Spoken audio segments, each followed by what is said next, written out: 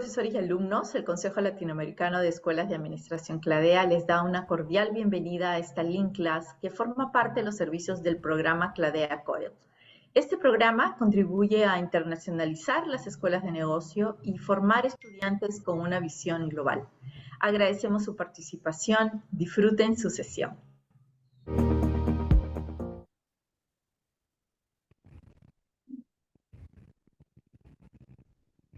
Profesor Javier, adelante. Bueno, muy buenas noches para todos. Profesor José, pues muchas gracias. Estamos aquí con los estudiantes de la Universidad Militar de la especialización en Gerencia en Comercio Internacional. Entonces, agradecerle, muchas gracias, agradecerle su disposición a compartirnos este tema apasionante de la innovación, la inteligencia artificial aplicado a los directores ejecutivos de las empresas. Entonces, le cedo la palabra, muchísimas gracias, espero pues que tengamos un diálogo de forma mancomunada y bueno, estamos muy presentes acá para escucharle. Muchas gracias. Al contrario, gracias a ustedes, es un verdadero placer tener la oportunidad de compartir este espacio. Me voy a permitir compartir mi pantalla hablando de compartir.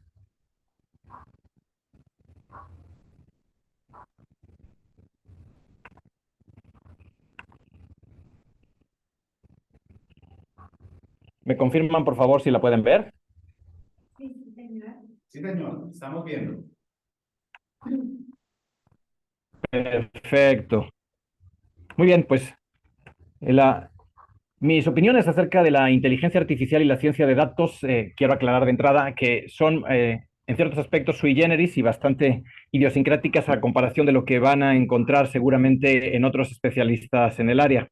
Yo soy profesor universitario, hasta hace poco tiempo trabajaba como profesor investigador de tiempo completo en una universidad pública aquí en Cancún y hace aproximadamente un año renuncié a mi puesto docente precisamente viendo un área de oportunidad muy interesante en lo que tiene que ver con ciencia de datos. Entonces fundé una startup llamada Heterodoxia, un poco tratando de jugar con esta oposición ortodoxia a todo lo que se viene haciendo, heterodoxia a lo que se pretende hacer de manera distinta.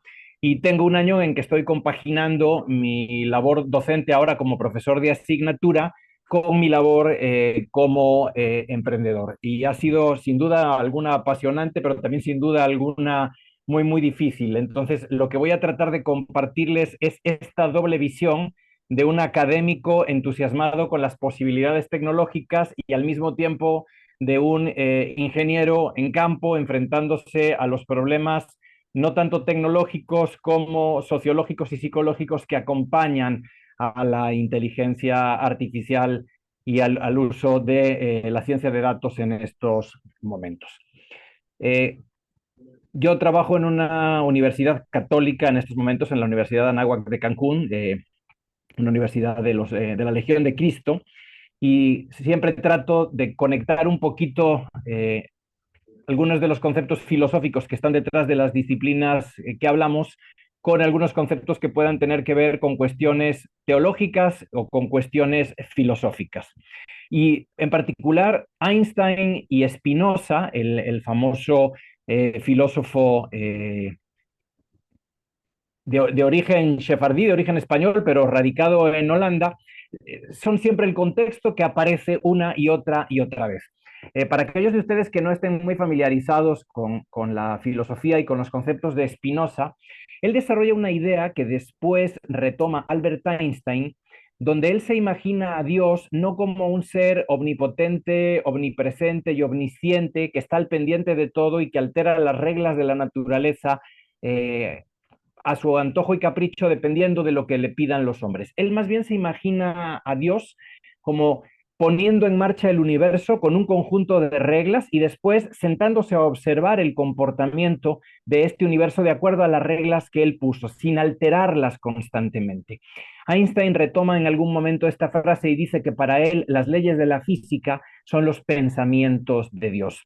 Este Dios de Spinoza y de Einstein en la actualidad se nos parece a nosotros, o se nos puede antojar mucho, como una especie de programador que programa una simulación, el mundo, la ejecuta y después se sienta a disfrutar de verla funcionar. Y pues cada uno de nosotros no somos más que un agente inteligente jugando en el interior de este mundo creado por él. Algo parecido a la Matrix, aunque en la Matrix en realidad los seres humanos existen y actúan como baterías. En realidad, algo más parecido a lo que un autor francés escribe en un libro que se llama La Anomalía. En este contexto filosófico y epistemológico, Einstein da una frase muy interesante cuando Heisenberg descubre el principio de incertidumbre y dice que, bueno, a nivel subatómico todo lo que está sucediendo es probabilístico, ocurre con cierta probabilidad. Por ejemplo, si tú quieres determinar la posición de un electrón alrededor de un núcleo, si lo quieres determinar en todo el núcleo, tienes un 100% de probabilidad, perdón, en toda la órbita tienes un 100% de probabilidades de atinarle. Si te restringes a la mitad, solo tienes un 50%. Si te restringes a un 25%, y así llevándolo al límite, cuando tratas de ubicar la posición del electrón en un solo lugar, inmediatamente tu probabilidad es cero. A Einstein, igual que a mí, igual que a Spinoza, no nos gusta esta visión del mundo. Y entonces lo que dice Einstein al respecto es, yo no creo que Dios juegue a los dados con el universo. Hasta el último día de su vida, Einstein trabajó en tratar de hallar una teoría de la unificación que desmintiera a la física cuántica. Él decía que no habíamos encontrado todavía esas leyes, pero que las leyes existen. Yo en mi fuero interno sigo deseando que encontremos esas leyes, que esas leyes existan y que podamos renunciar un poco a esta visión probabilística de Dios jugando a los dados con el universo. Pero lo que sí tengo muy claro es que en estos momentos la inteligencia artificial y la ciencia de datos sí que creen que Dios está jugando a los dados con el universo y que si nosotros estudiamos su partida podemos entender cómo funciona. Entonces, partimos de este presupuesto epistemológico.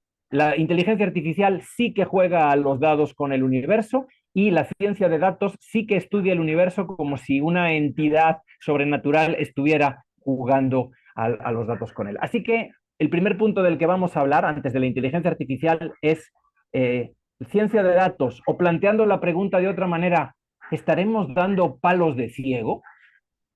Espero que en Colombia también acostumbren a utilizar esta expresión como el que busca tientas para tratar de encontrar algo.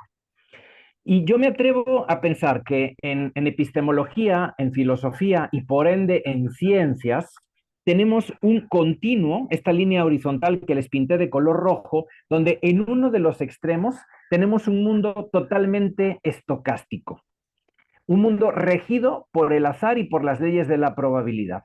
Si ustedes estudian la biografía de Carl Pearson, uno de los estudiantes de Galton y los padres de la estadística moderna, se van a dar cuenta de que Pearson no creía, negaba completamente la idea de que existieran leyes físicas, de que algo fuera determinista.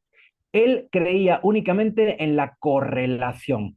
Él decía que cuando algo era una ley, no era otra cosa más que una correlación con una altísima probabilidad de ocurrir.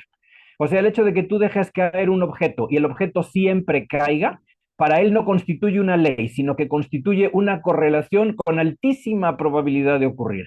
Si tú lanzas una moneda al aire y cae cara o cruz, águila o sol, head o tail, como ustedes lo quieran llamar, esas son dos posibilidades con una altísima probabilidad, aunque existe una tercera, que es que la moneda eventualmente caiga parada, caiga sobre su canto, que tiene una probabilidad extremadamente baja. Entonces, las personas que creen en un mundo estocástico, basados en este paradigma muy defendido por Carl Pearson, creen que todo absolutamente funciona bajo principios probabilistas, bajo principios regidos por el azar y que se deben de estudiar en términos de leyes estadísticas. La ciencia de datos está muy próxima a esta idea. Y hay que decir que durante todo el siglo XX fue ganando espacio de manera constante. Este fue el enfoque principal de la ciencia. En el extremo contrario tenemos el determinismo, esta idea de imaginarnos el universo como un gigantesco aparato de relojería mecánico compuesto por una cantidad casi infinita de engranes conectados los unos con los otros. Y entonces todo se mueve de acuerdo a estos engranes. Como los engranes resultan a veces muy complejos de estudiar, podemos abordar su estudio desde una perspectiva estadística, pero en el fondo sabemos que lo estamos haciendo por una debilidad de nuestra metodología. Es decir, el mundo no es estadístico, el mundo no es estocástico, el mundo es determinista y a falta de una mejor herramienta lo estudiamos estocásticamente. Esto divide completamente al mundo y durante todo el siglo XX la visión determinista del mundo le fue ganando, perdón, la visión estocástica del mundo le fue ganando lugar paulatinamente a la visión determinista. Cuando Kurt Gödel demuestra el teorema de la incompletitud en matemáticas, es un palo al determinismo, porque ya no podemos estar seguros que con los axiomas y los teoremas de un sistema matemático vamos a poder demostrar todos los teoremas. Cuando Heisenberg mete el principio de incertidumbre y se descubre la mecánica cuántica, sucede lo mismo. Y hemos llegado a un punto en el cual la ciencia se ha convertido en totalmente relativista. Damas, caballeros, a mí personalmente me choca completamente esto. Me choca que lees artículo tras artículo, paper tras paper en journals de prestigio y cuando llegas a la sección de conclusiones siempre lees lo mismo.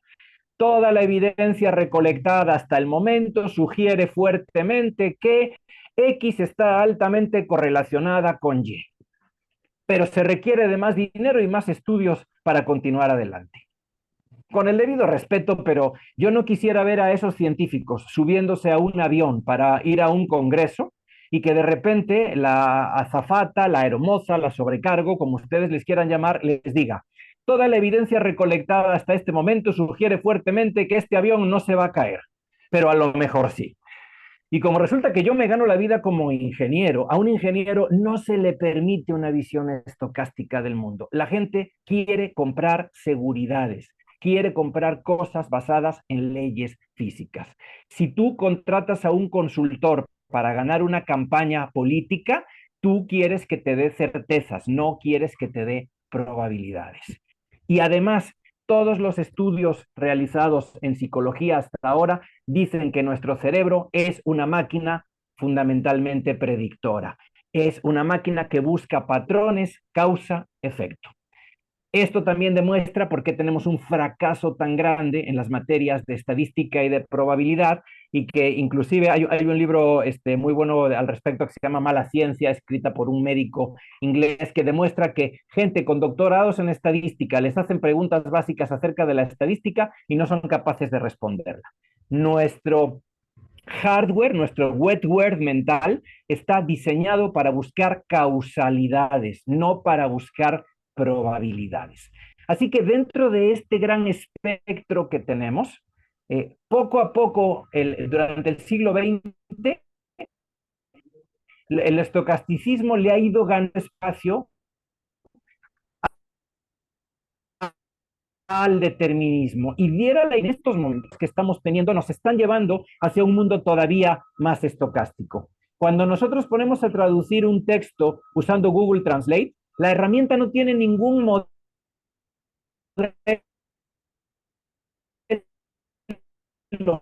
no tiene ninguna teoría acerca del y esta hace la traducción. Por eso, después, no es capaz de determinar si el género es masculino o femenino. En muchas ocasiones no puede determinar si estamos hablando en español en pretérito imperfecto o en pretérito indefinido. Hay toda una serie de cosas que no puede resolver por el simple hecho de que no tiene datos al respecto. No hay un modelo que le permita pensar como pensaría un ser humano y decir: este resultado al que has llegado es una verdadera tontería.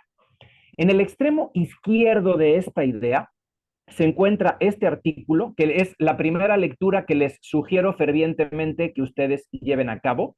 Está escrito por Chris Anderson, uno de los fundadores de la revista Wired y de hecho su editor en jefe. y el artículo se llama El fin de la teoría. La abundancia, la sobreabundancia de datos vuelve obsoleto al método científico. En este artículo, Anderson se cuestiona que si Google o Facebook están consiguiendo los éxitos que consiguen a través del simple estocasticismo estadístico, sin ninguna teoría acerca de por qué la gente compra lo que compra, sin que haya una relación causa y efecto, ¿por qué no hacer ciencia de esa manera? Y pone varios ejemplos. Por ejemplo, Craig Venter, el creador de Celera Technologies, la empresa que intentó decodificar y patentar todo el genoma humano, hizo un viaje siguiendo la huella del Capitán Cook, donde fue tomando muestras del aire y muestras del agua, secuenciando el ADN y a partir de los datos que encontraba ahí, registrando y patentando nuevas especies de hongos, nuevas especies de bacterias que nunca en su vida ha visto, a las que solamente conoce estocásticamente y a través de los datos. Esto, damas, caballeros, es una pregunta tremendamente profunda. ¿Renunciamos a 350 años de método científico y los tiramos por el simple hecho de que en la actualidad poseemos máquinas con capacidades de procesamiento de datos tan inmensamente grandes? ¿Será capaz este procesamiento de datos inmensamente grande de resolver todos los problemas? ¿Será la panacea? ¿Será the silver bullet, como dicen en inglés? Les sugiero mucho leerlo, les sugiero mucho, maestro Javier, que lo discutan, porque es un tema que me parece muy, muy relevante. Hay personas, entre ellos yo, y entre ellos esta dama que les estoy presentando, que se llama Tricia Wang, que nos oponemos a esta visión única del mundo. Tricia Wang es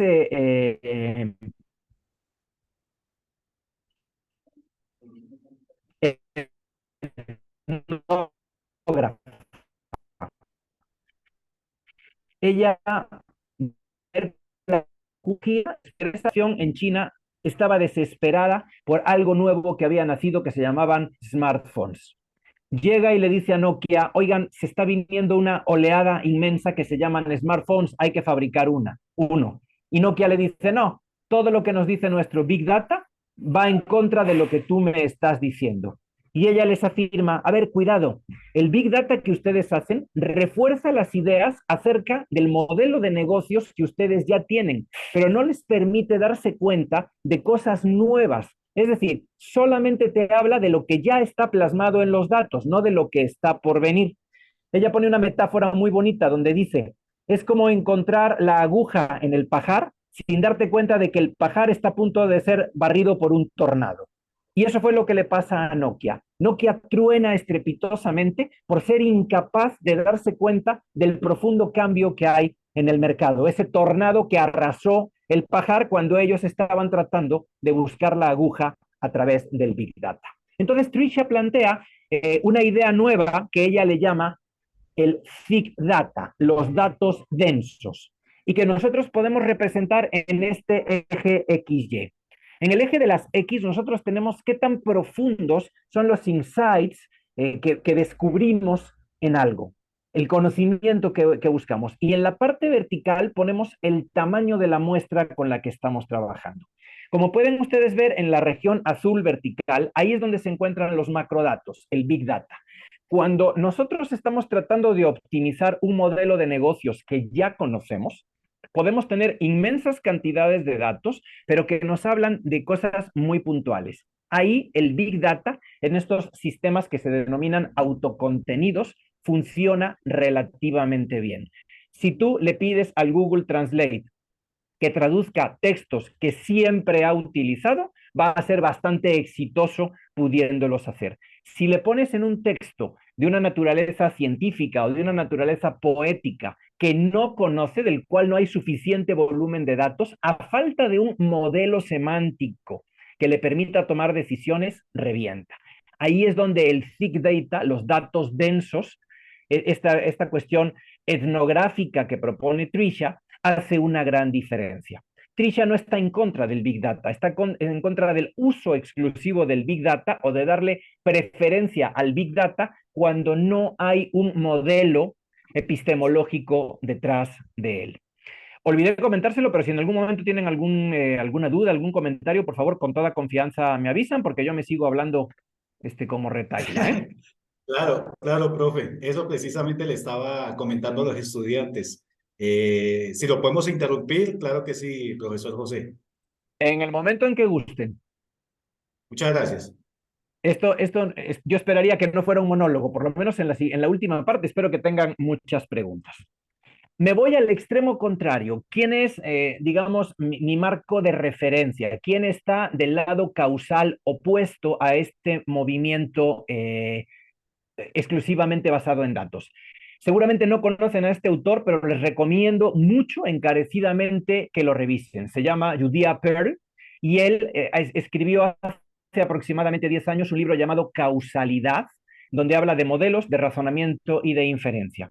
En ese momento él era un gran defensor de las redes bayesianas como el modelo que pensaba iba a llevar a la inteligencia artificial a lo que llamamos ahora la inteligencia artificial fuerte, es decir, a pensar como un ser humano. Pero acaba de escribir recientemente, no recuerdo el año, 2021 aproximadamente, este libro que se llama The Book of Why, el libro de los porqués, donde él plantea ya toda una ciencia de la causalidad.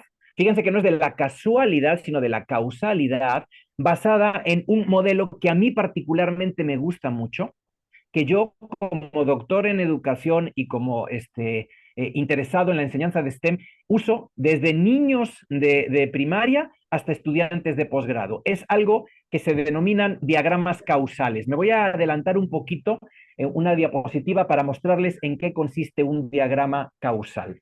Es tremendamente sencillo de utilizar. Las variables que queremos estudiar las representamos mediante letras o palabras. Por ejemplo, X, la variable que creemos que causa algo, el que es el efecto. La típica relación Y igual a F de X, Y es el efecto, X es la causa. Y después, mediante flechas, representamos precisamente esa causalidad, o lo que nosotros creemos que es una causalidad. En un diagrama causal tradicional, a esas flechas se les pone un signo que se denomina la polaridad. Si al crecer la causa X crece el efecto Y, se le pone un signo más. Si al crecer la causa X decrece el efecto Y, se le pone un signo menos. Y después se buscan ciclos causales.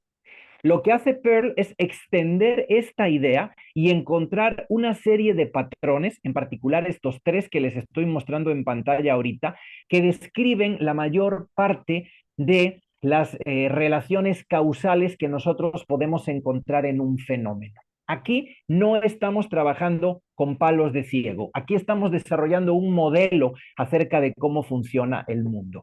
Y él demuestra en el libro que este modelo vence en todas a el Big Data por más datos que tengamos en el Big Data. Miren, el que está hacia la izquierda, que es lo que se llama una variable confusora.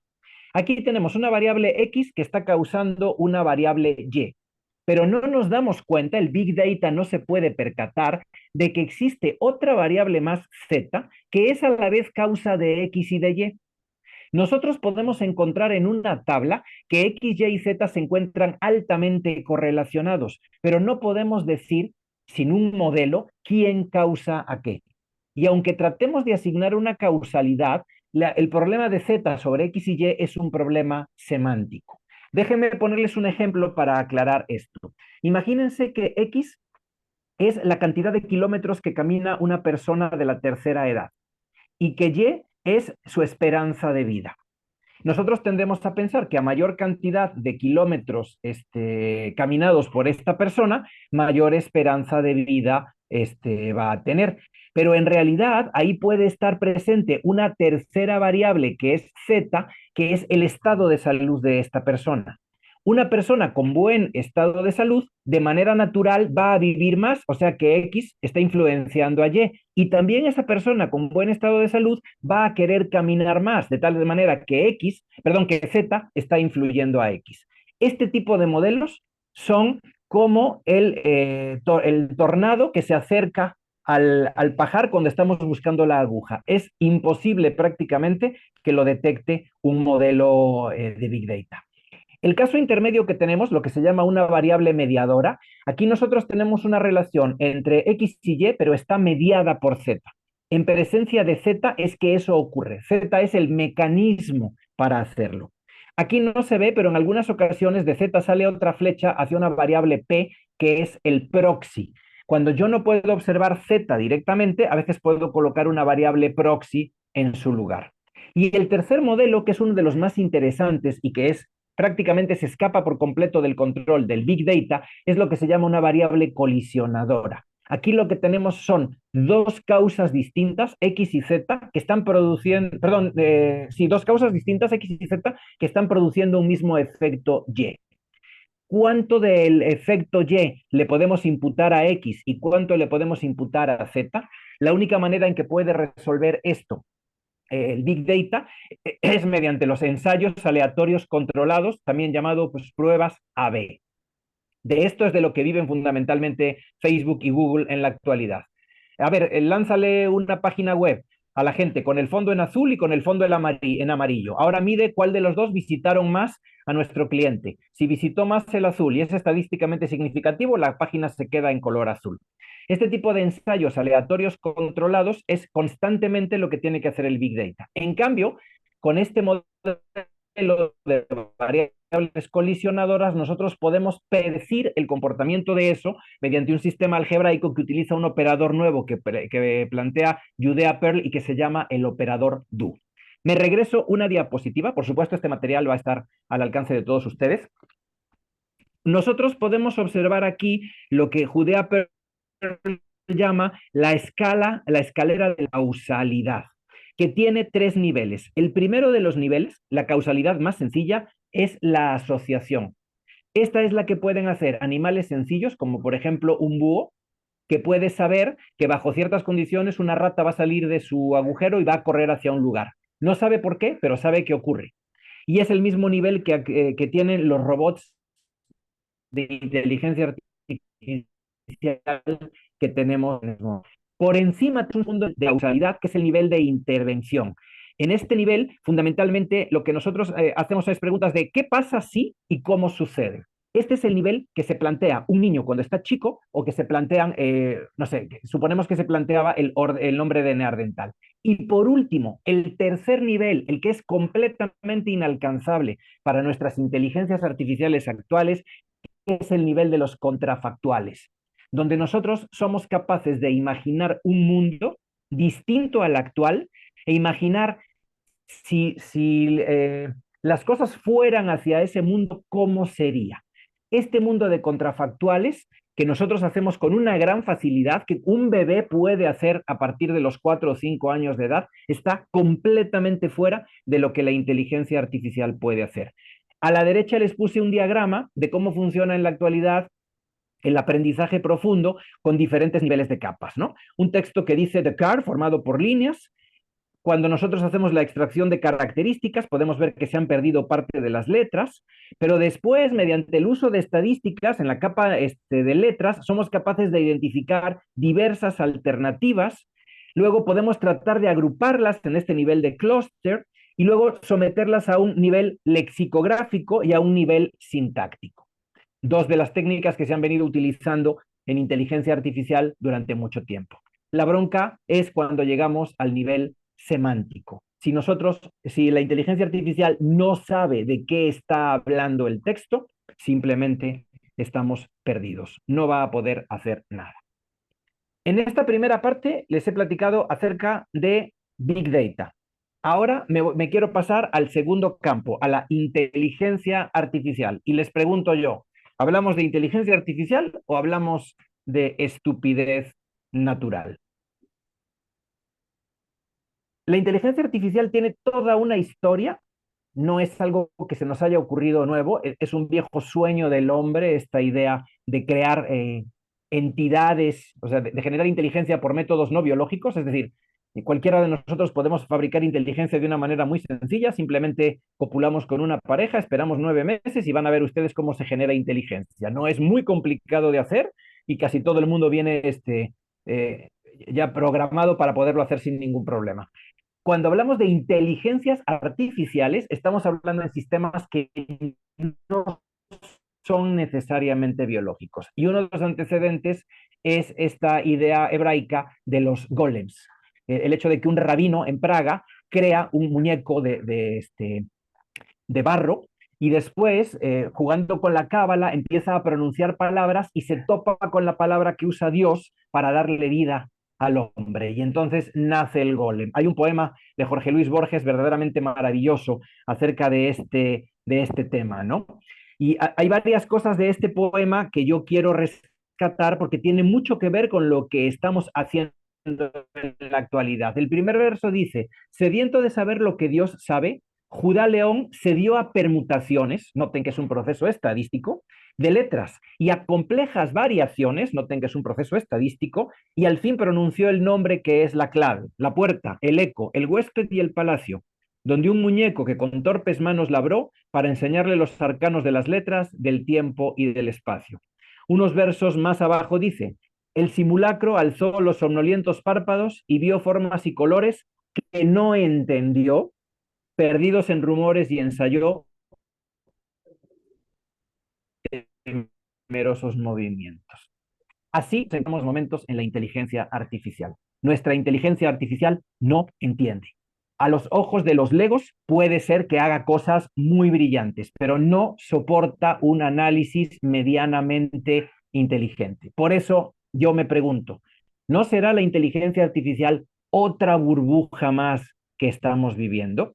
Porque hace rato, cuando les decía yo lo que concluyen los científicos en sus artículos, siempre nos dicen, ¿no? Toda la evidencia recolectada, etc. Pero se necesita más investigación. En pocas palabras, dame más dinero, dame más tiempo y mándame a más congresos para que yo siga dando resultados, ¿no? Entonces, si tú consigues poner a la opinión pública de tu lado, jalas agua para tu molino. Así como vimos todo lo que los epidemiólogos desplegaron durante la pandemia para jalar agua a su molino, los de la inteligencia artificial estaban haciendo lo mismo. A ver, ¿cómo encontramos, cómo justificamos la creación de modelos predictivos para que nos den dinero? Mi opinión es que la inteligencia artificial en estos momentos, si bien tiene logros, están sumamente exagerados. Como decía el doctor Alejandro Domínguez, uno de mis mentores en la maestría, la inteligencia artificial es la ciencia de las promesas incumplidas.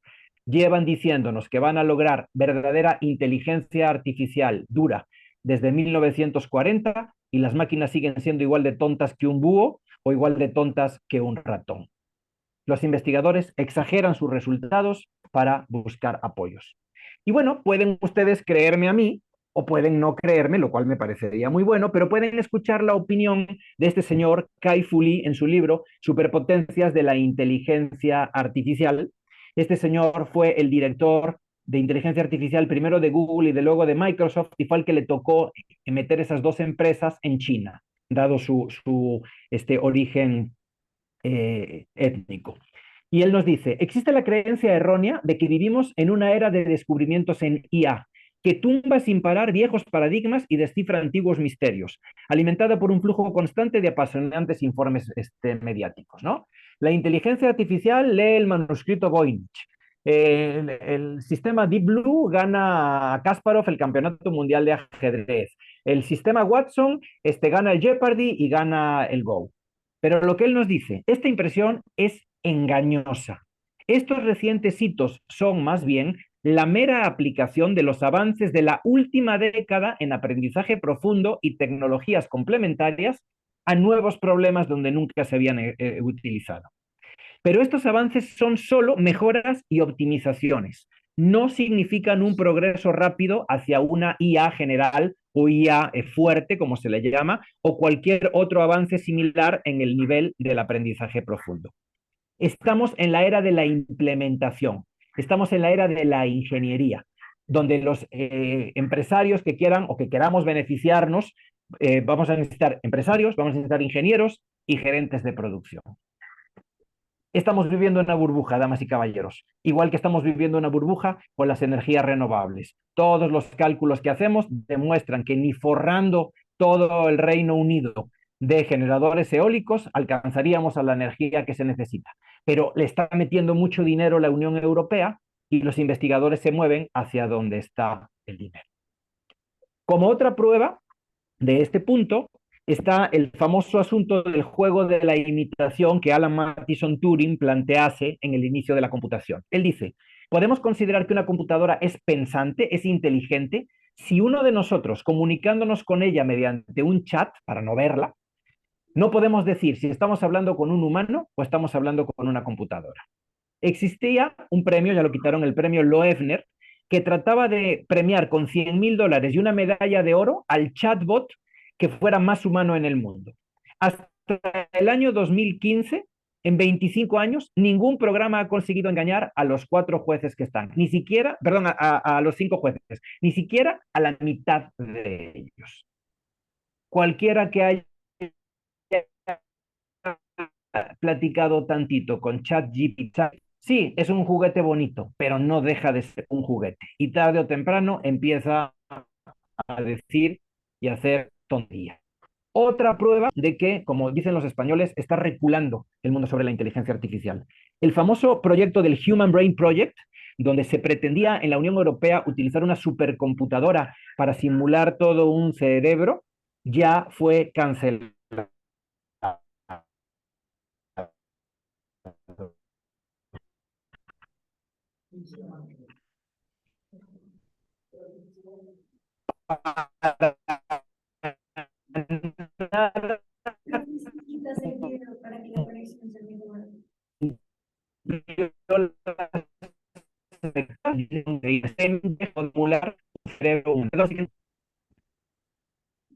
Perdón, ¿qué se escucha? Sí, señor, lo estamos escuchando. Quitamos el video para la señal, que es que la señal de nosotros es regular. ¿Nos escucha, Ok, profesor? ok, perfecto. ¿Listo?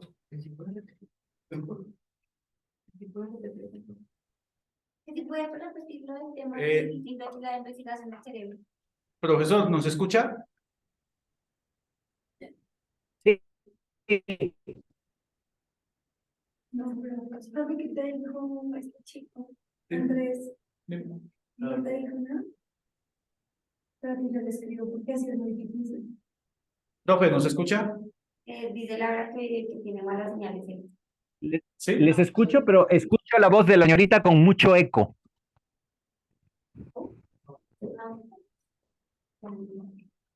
Profesor, ¿ahí nos escucha? Sí, a usted le escucho perfectamente bien. Ah, bueno, sí, lo estamos escuchando, profesor. Continúe, por favor, la última parte que no le alcanzamos a escuchar. Ok, repito entonces, les decía, en otro artículo de la revista Wired, vemos cómo el proyecto del Human Brain Project, apoyado por la Unión Europea, en donde le han metido 600 millones de euros y donde se pretendía simular todo un cerebro humano, 10 años después, lo arrancaron en el 2013, 10 años después, en el 2023, no ha dado para nada los resultados que se esperaban de él y lo han cancelado. Estamos empezando a ver que muchos de estos proyectos siguen siendo cumplidas y les comparto esta anécdota. Ken Follett es un escritor británico muy brillante y presentar un libro que se llama La armadura de la luz, que es la última entrega de una serie que ha hecho que se llama Los Pilares de la Tierra. Es la historia de un pueblo en Inglaterra llamado Bridgestone, desde que se funda su catedral, y este libro, La armadura de la luz, transcurre durante el siglo XIX, justamente en el periodo del inicio de la Revolución Industrial. Y Ken Follett establece muchos paralelismos entre lo que pasaba en el siglo XIX y lo que estamos viviendo en el XXI. Y le preguntan en una entrevista que qué piensa de la inteligencia artificial, que si tiene miedo a quedarse sin trabajo. Y miren lo que responde. Dice, la semana pasada le pedí a ChatGPT que escribiera un capítulo de una novela con el estilo de Ken Follett, es decir, con el suyo propio. Y fue terrible, lleno de clichés. Pues sí, claramente. Nuevamente, ChatGPT no tiene un modelo semántico, no tiene una teoría acerca de cómo funciona el cerebro de Ken Follett.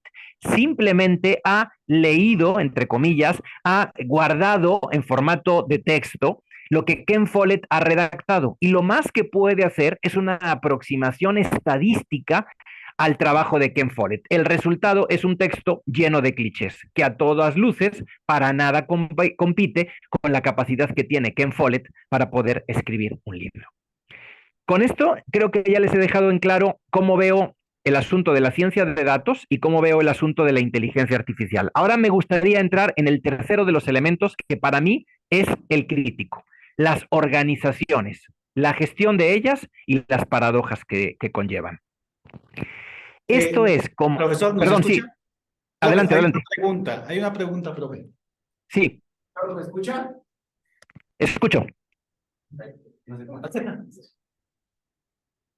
Usted durante la primera parte nos ha hablado del Big Data y de la inteligencia artificial como que aún está en ingeniería y que la han vendido como la revolución, pero realmente digamos que está como en sus primeros pasos. Desde su perspectiva, ¿usted cómo cree que pueda evolucionar esto o qué podemos esperar en el corto y mediano plazo con esta revolución tecnológica que estamos viendo en todos los aspectos pues que usted ya estaba planteando? Sinceramente yo no veo una revolución tecnológica, yo veo en el mejor de los casos una evolución tecnológica con una muy buena publicidad alrededor. Silicon Valley ha demostrado tener un talento para atraer capital, atraer dinero y vendernos a todos, como dicen los españoles, vendernos la moto, vendernos una idea y hacernos creer que es cierta. Pero las burbujas, y esto desde mi punto de vista es una burbuja, tienden a explotar.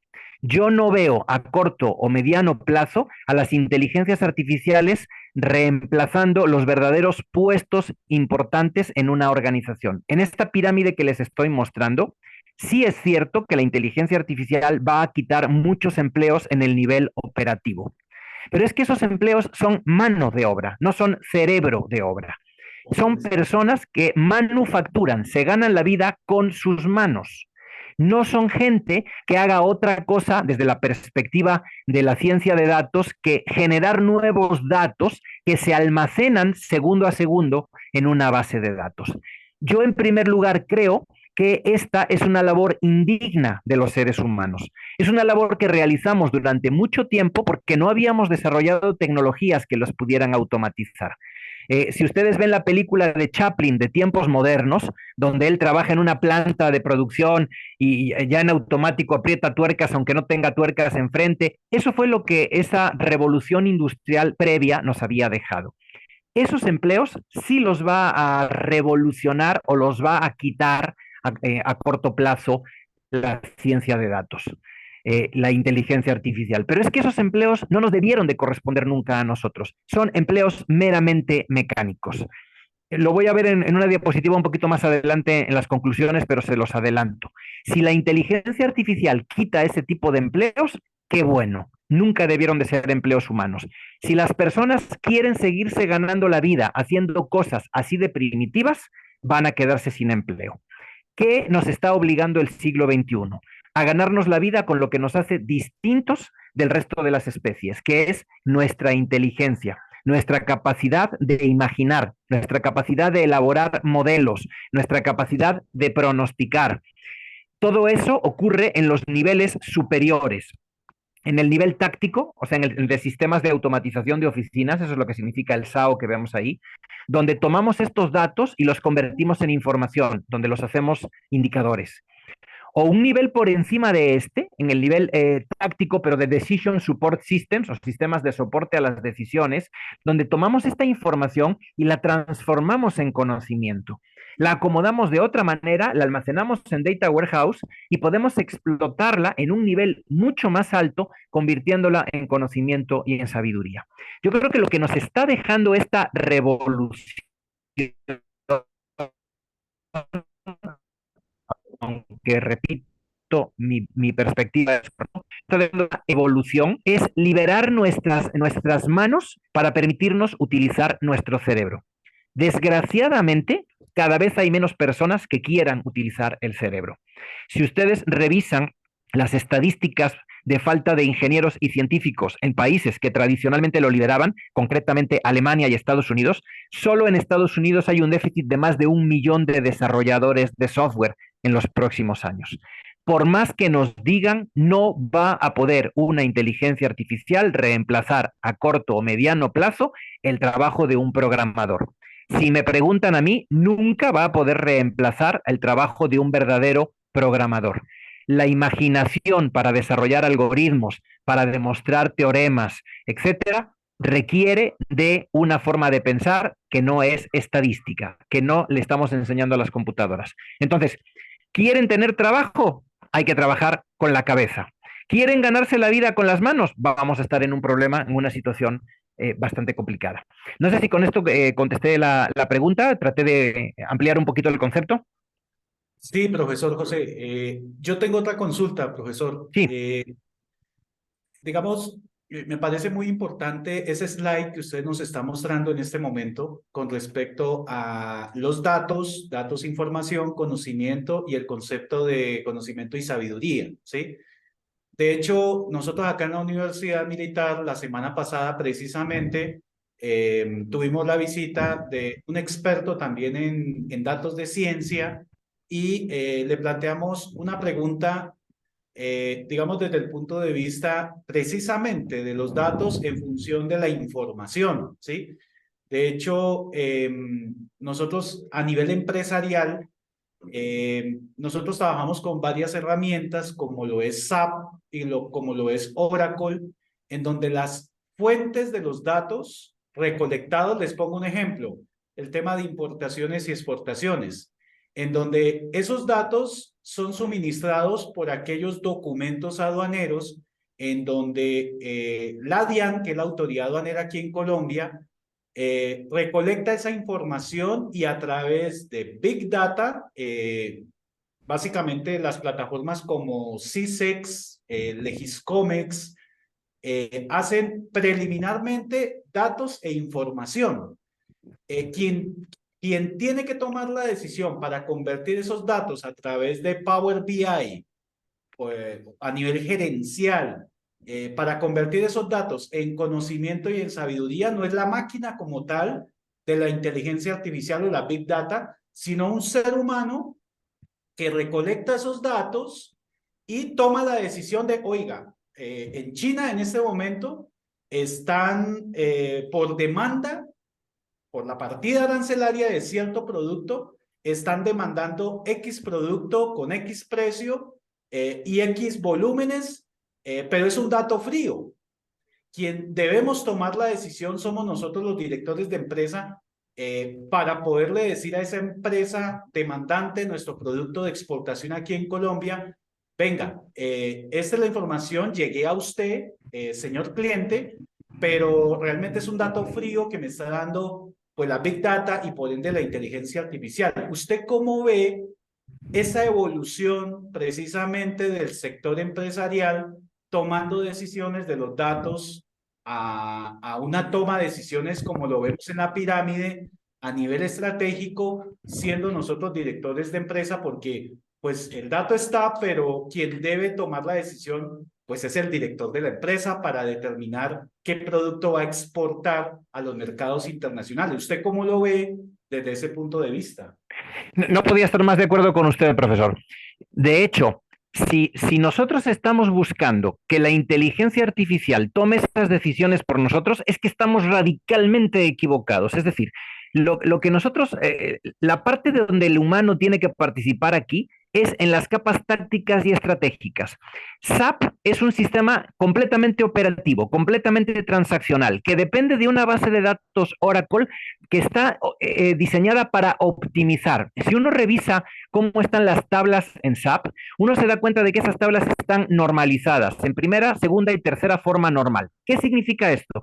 Que están optimizadas para ocupar la menor cantidad de espacio posible y leer y describir los datos en la menor cantidad de tiempo posible. Ese mismo proceso, como diría Marx, en el origen de todo sistema está el germen de su propia destrucción. Ese acomodo de los datos en esa base de datos dificulta la detección de patrones que nosotros tenemos que utilizar para la toma de decisiones. Las herramientas de inteligencia artificial y de Big Data nos permiten a nosotros reestructurar esos datos en formas distintas. En un data warehouse, que es el que vemos arriba con las letras DW, tenemos exactamente los mismos datos que en la base de datos de abajo, pero acomodados de una manera distinta. Tenemos tablas de hechos y tenemos tablas de dimensiones. Cada una de estas dimensiones forma como la cara de un dado de esos hechos. Y entonces nosotros podemos hacer lo que llamamos slice and dice.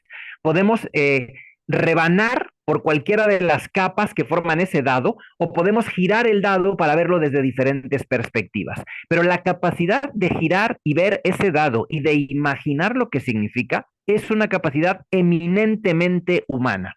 Lo único que nos da la herramienta es una mayor velocidad y una mayor facilidad para hacerlo. Las computadoras en estos momentos son incapaces de gestionar conocimiento y sabiduría. Estaba viendo si les puse la diapositiva, por alguna razón creo que en el último corte la borré, pero tengo por ahí una diapositiva que pone la fórmula. Si nosotros a los datos les agregamos sintaxis, orden, estructura, los convertimos en información. Si a la información le agregamos semántica, es decir, significado, lo convertimos en conocimiento. Ahí las computadoras ya no pueden hacer nada, la inteligencia artificial ya no pueden hacer nada. Y ahora, si al conocimiento le agregamos experiencia, expertise, es cuando tenemos sabiduría. El conocimiento y la sabiduría están completamente fuera del alcance de las inteligencias artificiales actuales y ni siquiera de algunas que podamos contemplar a mediano plazo. Nuestro reto consiste en usar herramientas de Big Data y de inteligencia artificial para automatizar esos procesos de transformación en las capas operativas y tácticas del sistema de automatización de oficinas, no en tratar de que la inteligencia artificial cubra las capas superiores. Ahí estaríamos cayendo en el error del Big Data y el Thick Data del que nos hablaba Trisha Wang unas cuantas diapositivas antes. No sé si con esto quedó contestada su pregunta, profesor. Sí, claramente, profesor. Muchas gracias. Y en las organizaciones, el grave problema que tenemos es precisamente esta falta de cultura acerca de los datos, ¿no? Miren este artículo, ¿no? de Human Leader. ¿Por qué no cambia el status quo organizacional? Uno de mis compañeros, uno de mis colegas, estudió una maestría sobre gestión del cambio y nos compartía algo que a mí me parece que es fundamental y que yo quiero compartir con ustedes. Él dice que cuando una organización lleva ya un cierto tiempo operando, su misión, la que está plasmada en el documento, en el mission statement, pasa a segundo término y que se apodera de ella lo que él llama una misión oculta.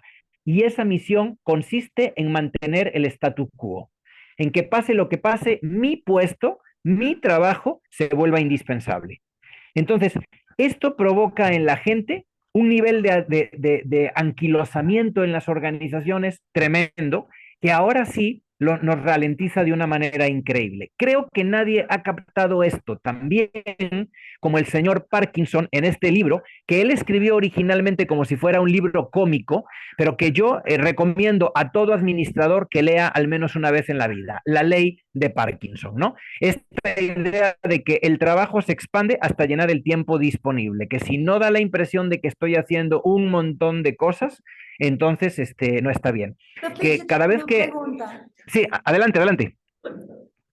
Profe, en el Foro Económico Mundial del 2021 indicaron que la fuerza laboral ha desplazado más de 85 millones de puestos de trabajo, de los cuales el 60% de la manufactura pertenece a personas que son inmigrantes.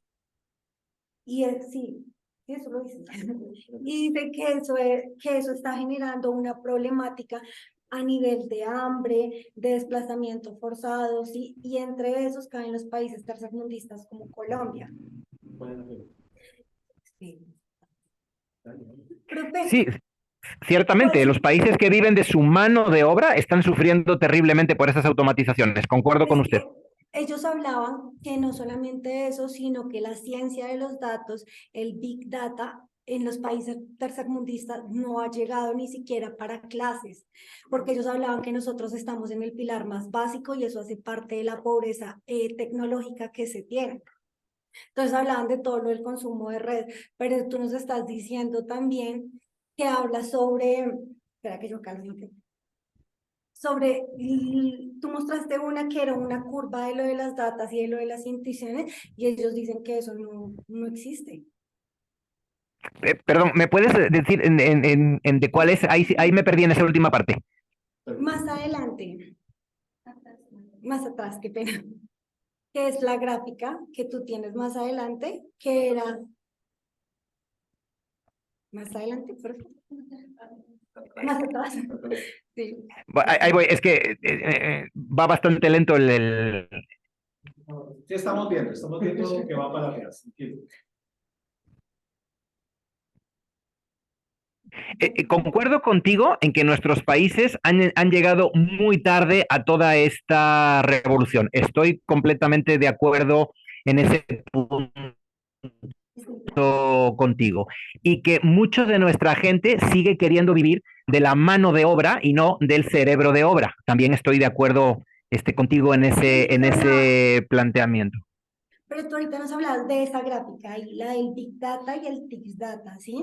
Pero ellos dicen que eso nunca ha existido. Es esta. Sí, señor. Ellos son quién. Ellos son quién. Es el modelo de racionamiento que hablaban sobre... Se me fue la palabra. Bueno, yo creo que si esto no fuera cierto, en estos momentos no tendríamos iPhones, sino Nokia Phones. O sea, la prueba... El foro económico, ahora sí. Plantearle bien la pregunta. Es que el foro económico mundial dice que el Big Data no existe. ¿Cuál es la fuente? El foro económico mundial. A ver, qué bueno que mencionas esto. Por supuesto que hay una visión que dice que el Big Data no existe, como por ejemplo hay una visión que dice que todo se puede resolver con números. Recuerden, todo el mundo trata de jalar agua para su molino. Si tú te dedicas al Big Data, tu trabajo consiste en jalar dinero hacia investigación, desarrollo e innovación en Big Data, y ese dinero se lo tienes que quitar a cualquier otra cosa. Por ejemplo, en el mundo del marketing político, lo que se ha venido haciendo hasta ahorita es fundamentalmente Big Data, bien o mal hecho, pero Big Data. Grupos de enfoque, pequeñas encuestas, gente infiltrada que te da datos significativos acerca de los porqués la gente toma las decisiones que toma. Lo que hace la gente del Big Data es querer que el dinero se mueva a investigaciones hechas por ellos. Así que claro que por supuesto que va a haber negacionistas del Big Data, como por ejemplo tú no puedes pretender ir a una empresa de petróleo y que te digan que el veneno global está producido por los hidrocarburos. Eso es una cuestión lógica, pero nosotros tenemos que entender que las opiniones vertidas por cada sector dependen de los intereses económicos que se encuentran detrás de ese sector, no de los intereses económicos del conjunto. No sé. Creo que ahí el Foro Económico Mundial, parte de esos intereses, profesor, es lo que usted está planteando. ¿Qué estoy dando a entender con esto? Profe, ¿nos escuchó esa última parte? Claro, sí, claro. De hecho, profe, pues lo que está sucediendo con eso es, el Foro Económico Mundial se da cuenta de que en América Latina, a mí no me gusta el término tercer mundo porque originalmente se refería a los países no alineados, aquellos países que no pertenecían ni al bloque capitalista ni al bloque comunista. Eso era el significado de tercer mundo. Nosotros éramos tercer mundo porque éramos países teóricamente no alineados, ni pertenecíamos a la OTAN ni al Pacto de Varsovia. Se empezó a dar esta connotación de económicamente subdesarrollados y luego se les dio el eufemismo de en vías de desarrollo. Es claro que los países en vías de desarrollo hacen tan buen Big Data como el que se hace en cualquier país del primer mundo, incluso más. Digo, por alguna razón Gabriel García Márquez es colombiano y no norteamericano, ¿no? Si lo quieren ver así, un libro escrito por un buen novelista es una forma de Big Data. Está retratando el funcionamiento de una sociedad. Entonces, claramente el Foro Mundial lo que nos quiere decir es, no tontos, ustedes lo que necesitan es utilizar la tecnología que yo vendo. Eso es más que claro. Y yo concuerdo en que tenemos que utilizar esa tecnología. No podemos prescindir de ella, pero tampoco podemos pensar que esa tecnología va a sacarnos del agujero de manera exclusiva, porque no lo va a hacer. De acuerdo, profe. Sí, indiscutiblemente hay argumentos, conceptos que vienen en contra, van en vía de hecho también, inclusive, y ahí indiscutiblemente, claro, el tema de la aplicación entiendo yo, con el tema de la ciencia de datos y de la toma de decisiones, pues al fin y al cabo el tema de los países y el sector empresarial es donde pues estamos viendo la afectación o no en ciertos sectores, como el ejemplo que le planteé, ¿no?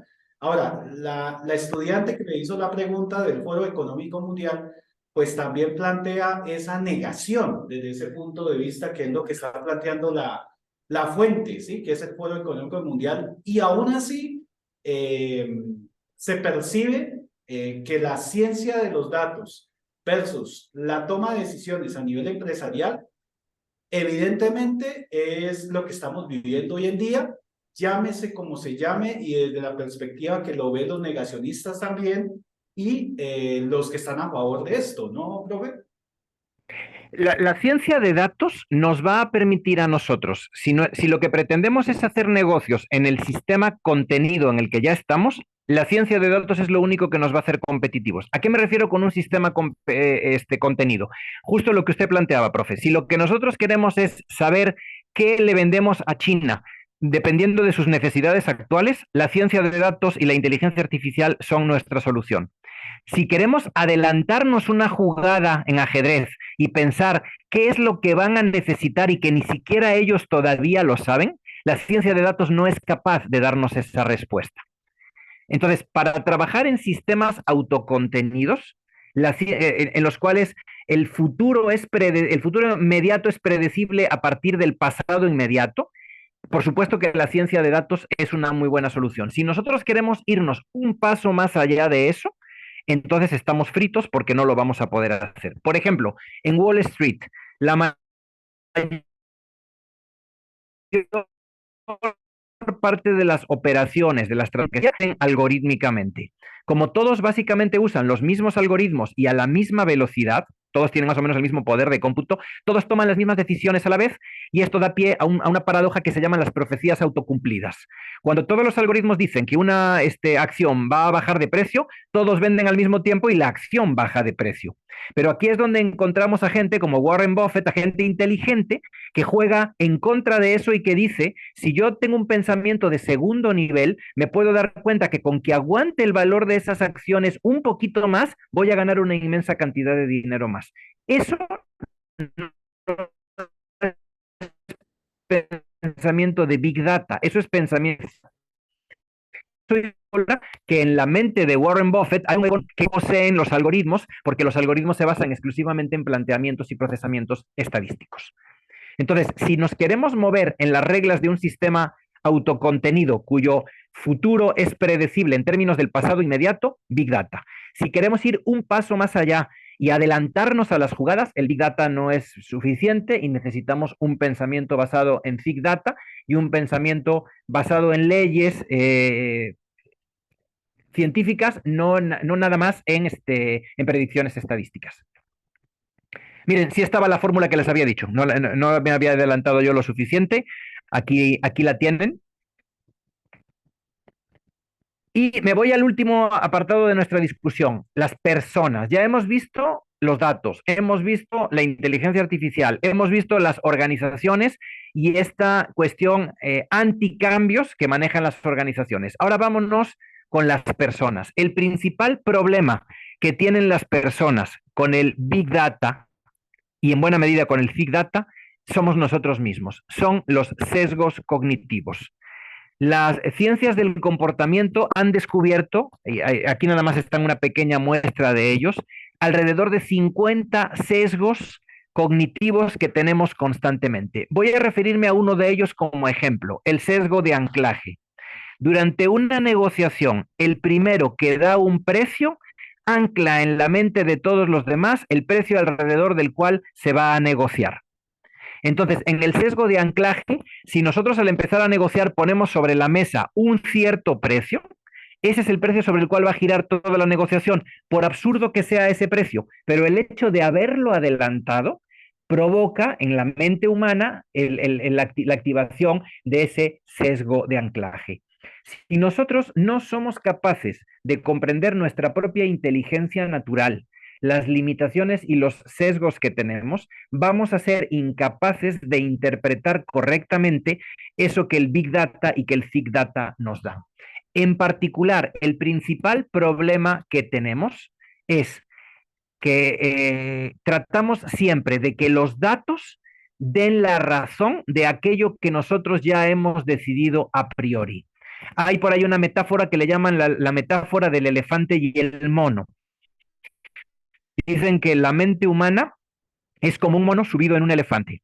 El elefante no pela al mono y va para donde le da la gana. Entonces, si el elefante se mueve hacia la derecha, el mono empieza a justificar por qué debieron haberse movido hacia la derecha. Si el elefante se mueve a la izquierda, el mono justifica por qué se está moviendo a la izquierda. Muchas veces los datos que utilizan los tomadores de decisiones los quieren únicamente para fomentar su sesgo de confirmación. Es decir, queremos que no llegamos con una mente abierta y en blanco para ver qué es lo que los datos nos comunican que tenemos que hacer. Entonces, enormes inversiones en Big Data, y eso es algo que menciona Trisha Wang en su video, se están perdiendo completamente por el simple hecho de que por muy buenos que sean los insights que te den los datos, las personas encargadas de tomar las decisiones a final de cuentas ni siquiera los pelan. Si el dato contradice sus creencias y sus ideas a priori, los van a hacer completamente a un lado. No sé cómo voy de tiempo, voy en la última fase de mi plática, ya es muy breve, que son la parte de las conclusiones, ¿no? Les hablaba yo hace un ratito, les adelantaba una de mis conclusiones que está basada en ideas de este economista llamado Schumpeter, el llamado principio de la destrucción creativa, que afirma que en las sociedades, en las economías capitalistas, los recursos económicos se mueven de las regiones de más baja productividad a las de más alta productividad. Cuando llegaron los automóviles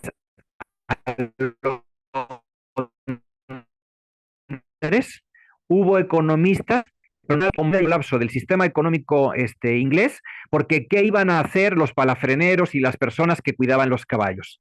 El resultado fue que esas personas dejaron de cuidar caballos y se convirtieron en mecánicos, se convirtieron en cambiadores de ruedas, se convirtieron en taxistas, y al contrario, el mercado creció enormemente.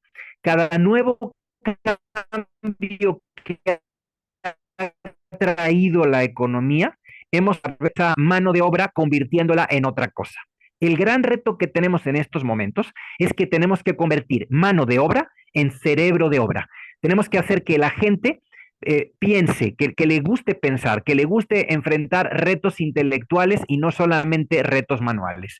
Por supuesto que va a haber un mercado todavía para los retos manuales, pero fundamentalmente van a ser para los trabajos artísticos, es decir, profesiones como los artistas plásticos, los escritores, todas las llamadas profesiones creativas, de las que nos habla tanto Richard Florida, van a seguir siendo muy importantes, porque las personas van a querer experiencias personalizadas.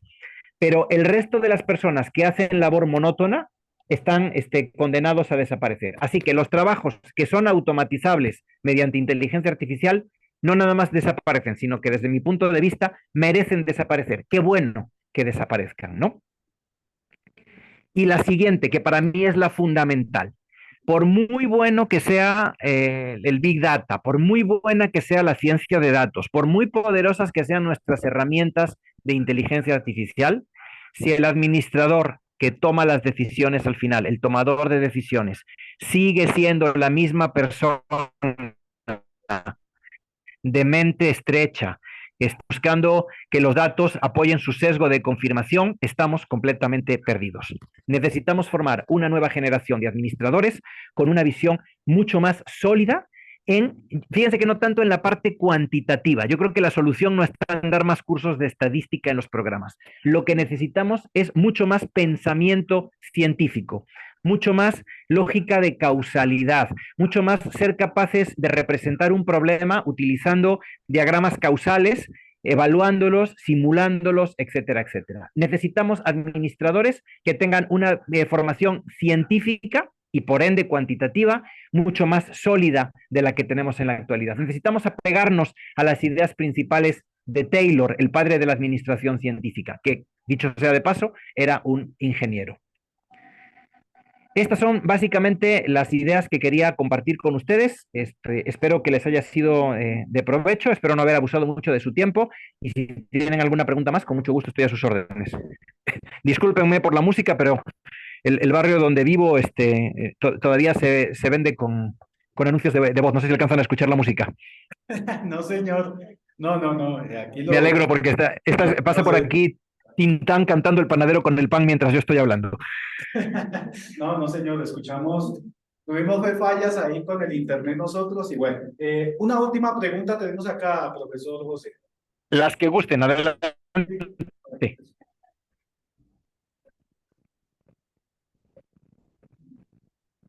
Profe, buenas noches. Muy buenas noches. Profe, una pregunta más bien sencilla. Digamos que el reto para los países latinoamericanos, estamos en vía de desarrollo, teniendo en cuenta pues lo que el profesor nos explicaba de pues que la mano de obra a futuro, digamos que en los primeros niveles se va a desaparecer, ¿cierto? ¿Cuál sería el reto que los países como los nuestros tendrían que afrontar o cómo tendrían que ver la cara a lo que representa la inteligencia artificial dentro de esas cadenas de producción, por decirlo así? Es una excelente pregunta. No tengo el gusto y el placer de conocer Colombia. Estoy enamorado del acento de ustedes. Me encanta. Estoy enamorado de las mujeres colombianas, pero lamentablemente todo a distancia. Así que no puedo hablarles mucho de... no les puedo hablar, por lo tanto, mucho de la experiencia en Colombia, pero les voy a compartir la experiencia en México. Yo, como jefe del Departamento de Ciencias Básicas e Ingenierías, iba en la ciudad de Cancún a todas las preparatorias, yo personalmente, a promover los planes y programas de estudios de ingeniería que ofrecía la universidad en la que yo estaba en esos momentos, que era ingeniería en datos, ingeniería industrial, ingeniería ambiental y ingeniería en logística y cadena de suministros, que para una ciudad como Cancún es fundamental.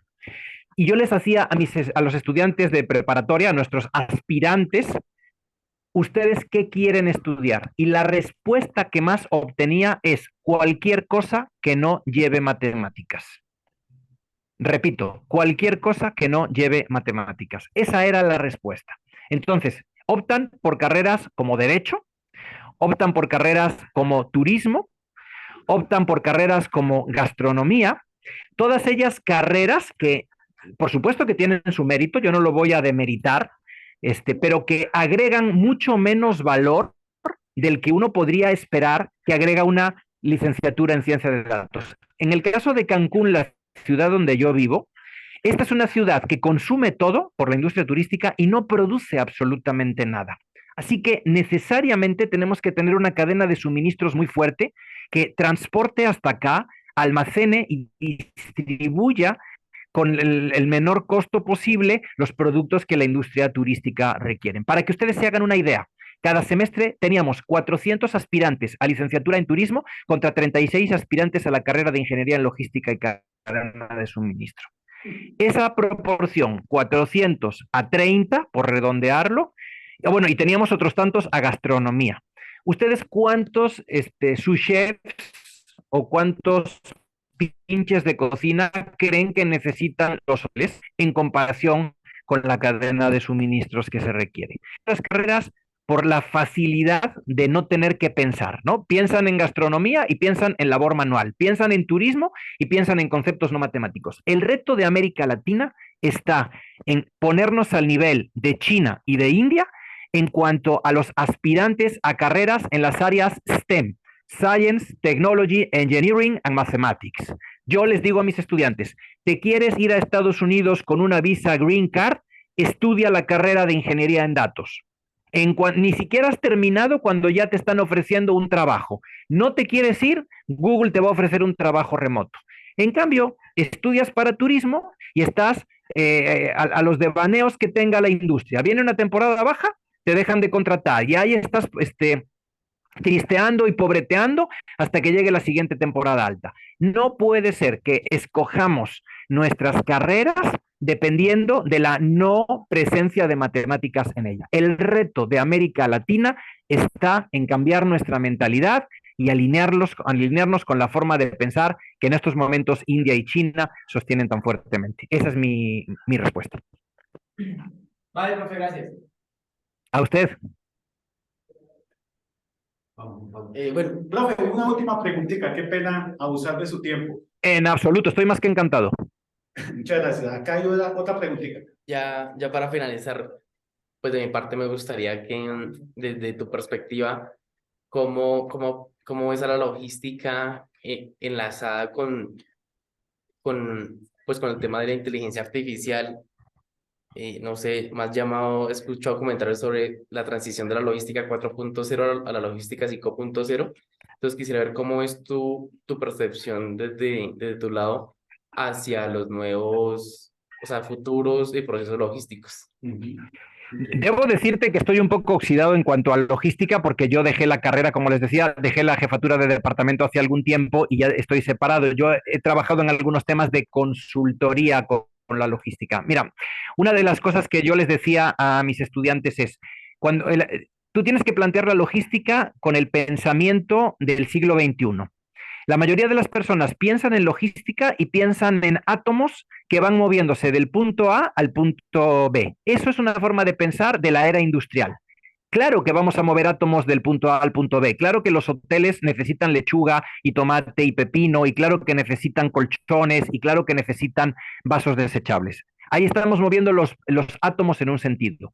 Pero si somos inteligentes, cada movimiento de uno de esos átomos que hacemos está generando bits de información que nosotros estamos guardando en las bases de datos.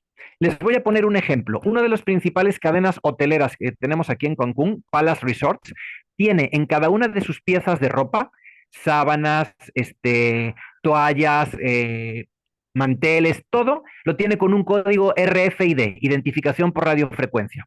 Cada vez que una de estas prendas llega a la lavandería, tienen una lavandería gigantesca, una de las mayores de América Latina, lavan todos los días 26 toneladas de ropa. Ellos pueden saber cuántas veces ha pasado esa prenda por ese ciclo, saben de qué hotel viene, saben cuánto tiempo estuvo en el trayecto, pueden saber absolutamente todo. Esto les da un poder enorme que no tienen otros, aunque tengan una lavandería de su mismo tamaño. Sin embargo, por ejemplo, las compañías que se dedican al shuttle, es decir, los que van al aeropuerto, toman a los turistas y los llevan a los hoteles, no cuentan con esa misma información. Están a expensas de que el chofer haga sus propios viajes, cobre dinero por su cuenta, o si hace mucho calor, agarre y deje la camioneta prendida y se ponga a dormirse 2 horas en el aire acondicionado sin atender al público. La gran diferencia aquí está el dejar de pensar en términos de átomos y empezar a pensar en términos de bits. Entonces, si nosotros imaginamos la logística en la cadena de suministro como un flujo de información en el sentido contrario al flujo de los bienes y servicios, estamos en condiciones de ser altamente competitivos porque estamos entendiendo nuestro negocio. Yo ese sería el planteamiento que les diría. Si seguimos pensando que la logística es simplemente mover átomos de cosas, estamos equivocados. Tenemos que pensar en términos de los bits que se están moviendo en la dirección contraria. Profe, y yo ahí adicionaría algo. Bueno, yo también soy empresario y efectivamente la información, el servicio postventa, lo que usted acaba de mencionar, el BITS, va mucho más allá de una tarifa, en un flete marítimo, en un acondicionamiento, inclusive en la negociación con proveedores en China. Ahí lo que vale realmente, obviamente, es más que la mercancía, lo que usted menciona. También un tema de servicio al cliente. Entonces, indiscutiblemente lo que usted menciona es ese flujo de información, creo que es clave, adicionando pues parte de la respuesta que usted nos acaba de dar. La información es poder, eso sin la menor duda. El asunto es que esa información no necesariamente es cuantitativa y en grandes volúmenes, Big Data, sino que puede ser cualitativa y en pequeños volúmenes, Big Data. A veces entender la idiosincrasia del empresario chino que nos está vendiendo es tan importante como conocer el volumen de ventas o el margen de utilidad que tenemos. Ese es un elemento que es importante de destacar. Y segundo, si lo que nosotros queremos hacer es optimizar un modelo de negocios que ya tenemos en la actualidad, usemos datos. Pero si queremos ir un paso más allá, pensemos causalmente, desarrollemos un modelo, creemos una teoría que explique y entonces a partir de eso podemos construir cosas muy poderosas. Sea uno o sea otro, requiere de personas que utilicen el cerebro de una manera intensiva. Listo, profe. Pues profesor, realmente muchísimas gracias, realmente muy interesante todo esto. Sabemos que estamos en una etapa, pues yo diría preliminar, ¿no? De lo que se nos viene, profesor, y de lo que estamos viviendo hoy en día. Y creo que una de los aspectos clave que usted nos acaba de mencionar es precisamente ese cuadro a nivel operativo, estratégico, el tema de datos, creo que es clave. Usted lo mencionó en su exposición, en su excelente exposición, y hay mucha tela por cortar. Sabemos que, como usted lo bien lo decía, quizás es una burbuja que estamos viviendo y bueno, el tema es cómo vamos a enfrentar esto, los futuros líderes, los futuros dueños de empresa, y es precisamente lo que la especialización aquí en la universidad trata, pues, de generar estos espacios para poder compartir, pues, estas experiencias y su experiencia, profesor. Entonces, realmente muy agradecido. No sé si tenga algún comentario final. Ponerme a sus órdenes en el correo electrónico jose.alvarez.es@nahuac.mx, cualquier cosa en que los pueda ayudar, con muchísimo gusto, y yo les hago llegar a través de Cladea la presentación en PDF para que la puedan tener, si por los que les pueda servir de referencia. Muchas gracias. Bueno, un aplauso para todos. Gracias. Muchas gracias, profesor, muy amable.